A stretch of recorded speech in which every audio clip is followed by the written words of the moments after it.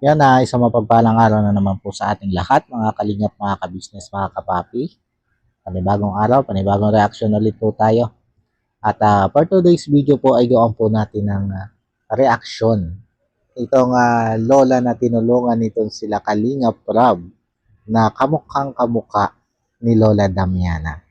Pero bago po tayo magpatuloy dito sa ating gagawing reaction video, patungkol nga po dito kay Lola, ay syempre lagi po natin paalala na lagi lang po natin patuloy na suportahan ang ama ng Kalingap na walang iba kundi si Kuya Bal Santos Matubang. Ganon din ito si Kalingap Rab at syempre ganon din si Ate Edna Vlog, ang butihing may bahay ni Kuya Bal Santos Matubang. At ganon din po ang butihing may bahay ni Kalingap Rab na si Ma'am Jack Tapia Matubang. At syempre, ganun din ang lahat ng Kalinga partners at lahat ng Kalinga reactors.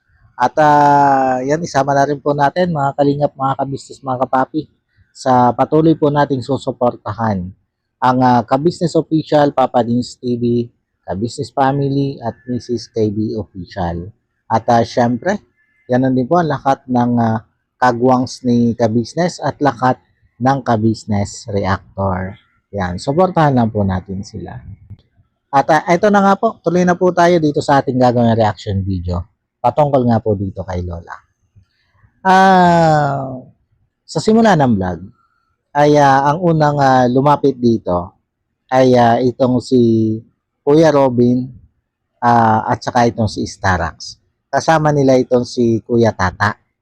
At nagpanggap itong sila Kuya Robin at Starax na bibilhin itong bahay na kakapagawa pa lang ni Kalinga Prab. Hindi pa nga ito nare-ribbon cutting eh. At yun yung bungad ni Kuya Robin na yun nga daw bahay ay nabalitaan nilang ibinebenta ni nanay kaya gusto nilang bilhin.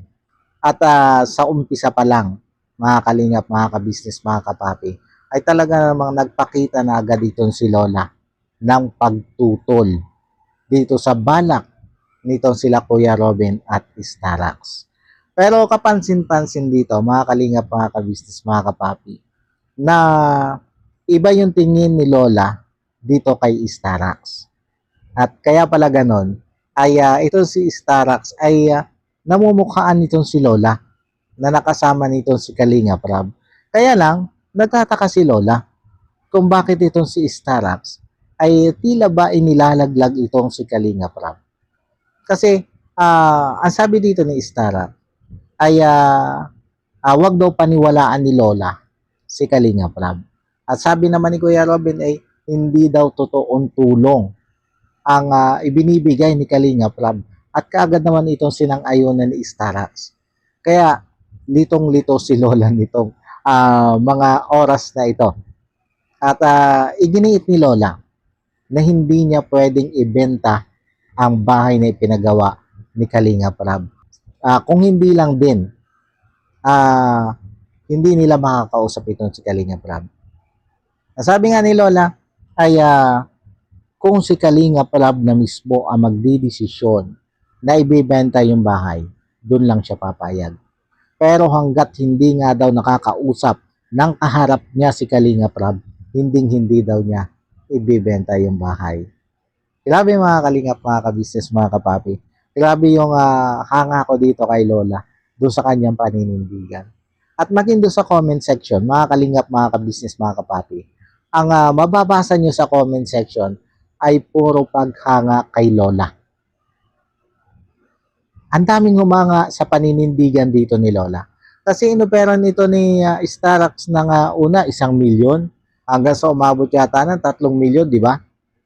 Pero sabi ni Lola, kahit daw milyon ang ibayad sa kanya, hindi siya papayag. Hanggat hindi nga daw nakakausap itong si Kalinga Prab. At ang gusto niya kung talagang ibebenta yung bahay ay si Kalinga Prab mismo ang magdidesisyon at hindi siya. At sinabi pa nga dito, nabanggit pa ni parang si Kuya Tata yata yung una nagsabi na ang pangit naman daw ng bahay na pinagawa ni Kalinga Prab. Kaya lang hindi yun narinig ni Lola.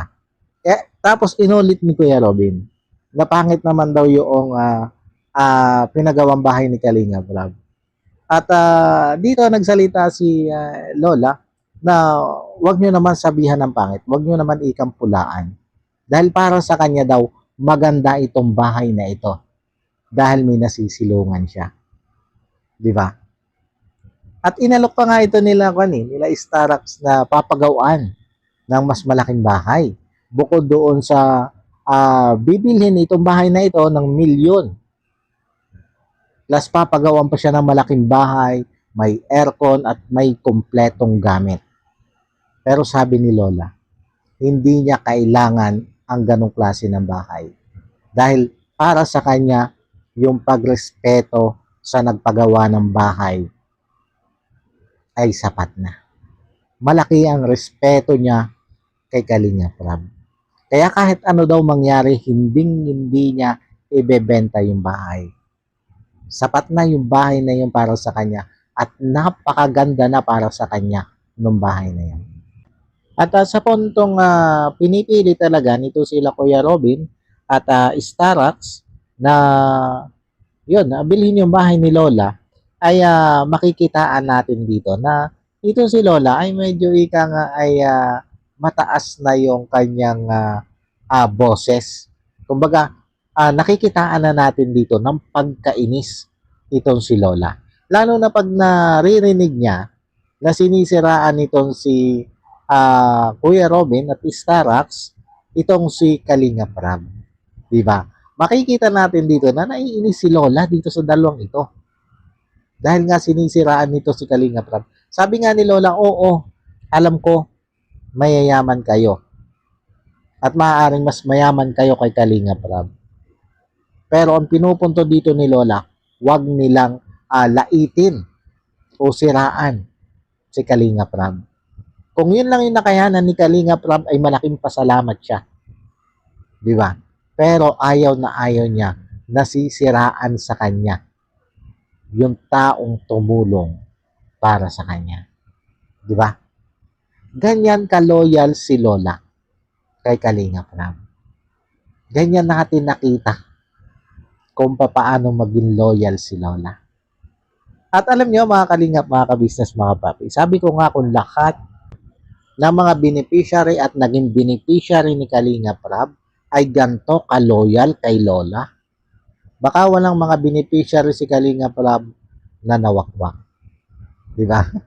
Kaya lang may mga tao talaga na pag na-opera ng ika nga ay malaki-laking pera kaysa doon sa iniaabot nila Kalinga Prab, ay nadadala na. Nadadala dahil doon sa mga magagandang pangako ng mga taong gustong sirain sila Kalinga Prab. Pero alam niyo sa tingin ko, itong si Lola, pag ito'y sinubukan na wakwakin ng ibang ika nga gusto sumira sa Kalingap, mapapahiya sila dito. Di ba? Mapapahiya sila dito kay Lola. At kahit milyon na ang i-offer mo diyan kay Lola, napaka-imposible na ilaglag niyan si Kalinga Prab. Kasi napatunayan na natin di ba? Isang malaking patunay na ito na si Lola ay hindi kayang bilhin ang paninindigan. At saludo ako sa iyo dyan, Lola. Saludo ako sa tindi at sa tatag ng paninindigan niya. At dito, mga kalingap, mga ka-business, mga papi, medyo ikangay napatagal ang pagpaprank nitong si Kuya Robin at saka nitong si Starax. Pero yun nga, kalaunan ay lumabas na rin si Kalinga Prab. At dito, mga kalingap, mga ka-business, mga kapapi, natawa ako dito kay Lola na napapaawa. Nung makita niya si Kalinga Prab, ay tila ba siya isang bata na nagsusumbong kay Kalinga Prab. Na, yun, sinabi niya lahat ng mga sinabi nito sila, Kuya Starax at Kuya Robin. At mas lalong pinakita niya dito yung paninindigan niya. Di ba? At sinabi pa nga niya dito kay Kalinga Prab na kung talagang ibebenta yung bahay, ay si Kalinga Prab na nga yung magdesisyon at hindi daw siya. At wala naman daw problema sa kanya kung ibebenta yon ni Kalinga Prab. Pero sabi ni Kalinga Prab ay wala, hindi nga daw ibebenta yon. Kumbaga hindi pa rin ni-reveal dito ni Kalinga Prab na prank lang ang lahat, 'di ba? Hindi niya in-reveal agad kay Lola. At nagtanong-tanong pa siya dito kay Lola about nga doon sa nag-offer na bibilin itong bahay. At dito makikita natin na talaga namang nag-hysterical itong si Lola. Lalo na nung ikiniwento na niya na sinabihan na pangit daw itong bahay na ipinatayo ni Kalinga Prab, 'di ba? Medyo naging emotional dito si Lola.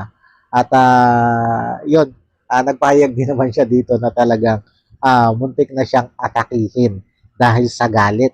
Kasi ayaw nga niya na sinisiraan itong si Kalinga Prab at saka yung bahay na ipinatayo ni Kalinga Prab.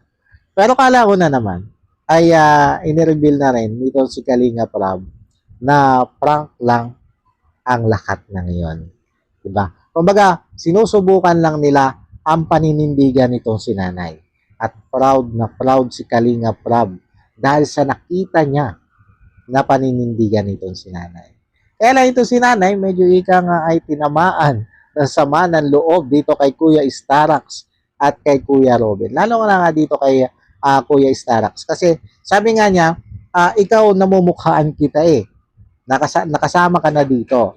Kaya ikaw yung iniintay ko na magtanggol. Pero bakit ikaw pa yung nanlalait? Diba? Siya pa yung may mga sinasabing hindi maganda. Kaya sabi nga ni Lola ay masama yung loob niya. At dito kay Kuya Robin ay sumama din yung loob niya dahil sinabihan nga ni Kuya Robin na pangit yung bahay na ipinagawa ni Kalinga Prab. Pero yun, humingi ng tawa dito si Kuya Starak, si Kuya Robin, at maging itong si Kuya Tata. Humingi ng tawad kay Lola at ipinaliwanag na ang lahat ng yon ay prank lang. At sabi nga ni Lola, sana wag na nilang uulitin. Kasi nga, hindi naman daw siya mukhang pera. At ayaw niya ng mga ganong klaseng biro. Pero syempre mga kalingap, mga kabisnes, mga kapapi, para sa akin positibo ito. Positibo itong ginawang pagpaprank na ito nila Kalingap. At least nalaman nila na itong si Lola ay kahit anong i-offer dito. Kahit gano'ng kalaking pera ang i-offer dito. Kahit bigyan pa ito ng mas malaking bahay pa dito, ay mananatiling loyal itong si Lola sa Kalingap. Yan naman yung isa sa maganda dito sa naging prank na ito. Kaya lang, yun nga, sana sa susunod, pagka ganitong matanda ang kanilang ipaprank, ay sana medyo hinay-hinay at tansyahin din nila yung kalagayan ng matanda. Lalo na yung emosyon ng matanda. Kasi pwede kasing pwede kasing pagmulan talaga yan ng atake. Di ba sabi nga ni nanay, muntik na siyang atakihin dahil doon sa ginawa nito sila Kuya Robin, Starax, at saka nito si Kalingap Tata. Kumbaga doon sa prank na yun, muntik nang atakihin itong si Lola. Kaya yun, sana sa susunod, medyo hinay-hinay lang, tansyahin ang bawat sitwasyon at wag naman yung ganun sobrang haba. Di ba? Ang haba ay maging si Kalinga Prab, ay sabi nga ni Kalinga Prab ay hindi niya inaasahan na ganun kahaba yung gagawing prank nitong tatlong ito dito kay Lola. At alam niyo mga Kalingap, mga kabisnes, mga papi, sangayon ako dun sa mga ilang nag-comment na deserve na deserve talaga ni Lolang matulungan. Kasi nga bukod dyan sa kalagayan ni Lola, nakita naman natin na kung gaano yung hirap ng buhay nitong sila Lola. Lalo na nga nung una siyang mapuntahan nito sila Kalinga Prab, nakita naman natin yung sitwasyon ni Lola na nakatira siya sa luma at sira-sirang bahay, di ba? At yun, may kasama naman siyang isang anak. At bukod nga dyan sa nakita natin na kalagayan ng pamumuhay nitong si Lola, ay ito pa nga, nagpakita siya ng loyalty sa Kalinga. Kaya tama yung mga comment na talagang deserve nitong si Lola ang tulong ng Kalinga. At yun muli, sabi ko nga, saludo ako sa iyo Lola. At sana lahat ng beneficiary ni Kalinga Prab ay maging katulad mo ang paninindigan. At yan paano po mga Kalingap, mga kabisnes, mga papi. Hanggang dito na lang muna po itong ating reaction video para nga po dito kay Lola. At yun, maraming salamat po sa patuloy pong sumusuporta at sa patuloy pong tumatangkilik ng aking mga ginagawang reaction video. At sana po suportahan din po natin ang mga vlog nito si Kalinga Prab. Yan, lalo na nga itong vlog nito dito kay Lola. Suportahan po natin yan. At yun, paano po? Bago po tayo magtapos, ay syempre, ang lagi po natin palala, ay patuloy lang po natin suportahan ang ama ng Kalingap na walang iba kundi si Kuya Bal Santos Matubang. Ganon din po si Kalingap Rab at syempre, ganon din si Ate Edna Vlog, ang butihing may bahay ni Kuya Bal Santos Matubang. At ganon din po ang butihing may bahay ni Kalingap Rab na si Ma'am Jack Tapia Matubang.